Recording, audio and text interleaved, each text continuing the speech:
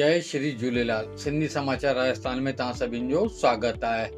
दोस्तों, कुछ टाइम पहिरीं असां तव्हांखे हिकिड़ी वीडियो ॾेखारीसीं जंहिंमें असां तव्हांखे इंदौर जे भाउ भेण जे संघर्ष जी कहानी ॿुधाईसीं, जंहिं पंहिंजे नंढी सी दुकान सां छोटो सो हिकिड़ो वापारु शुरू कयो आहिनि जेको सिंधी फूड लॉटरी नाले सां हो, जंहिंमें उन्हनि ढोढो चटणी ऐं कोकीअ सां उन्हनि हिन जी शुरूआत कई हुई। दोस्तों, ॾाढी ख़ुशी जी ऐं ॾाढे हर्ष जी ॻाल्हि आहे कि इन्हनि ॿिन्हिनि भाउ भेणनि जे मथां भॻवान श्री झूलेलाल जी महिर थी आहे ऐं इहे हाणे हिकिड़ी दुकान में शिफ्ट थी रहिया आहिनि, जेके लगातार असां तव्हांखे स्क्रीन ते ॾेखारूं पिया।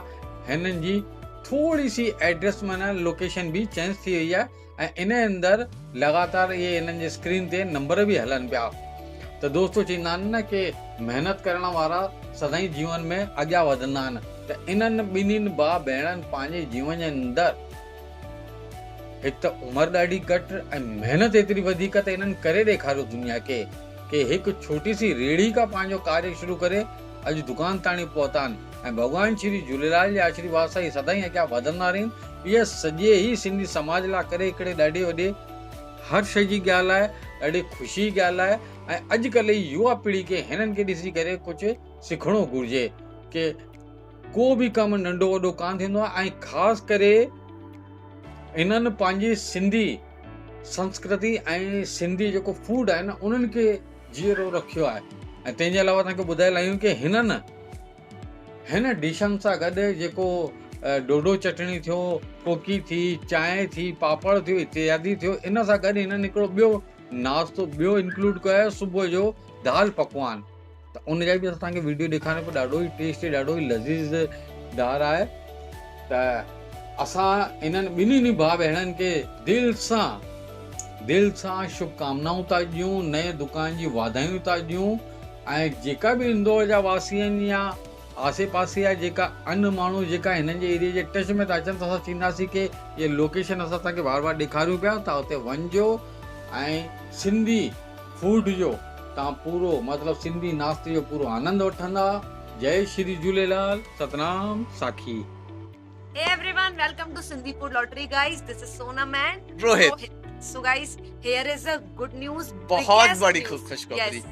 बहुत ही ज्यादा बड़ी खुशखबरी है।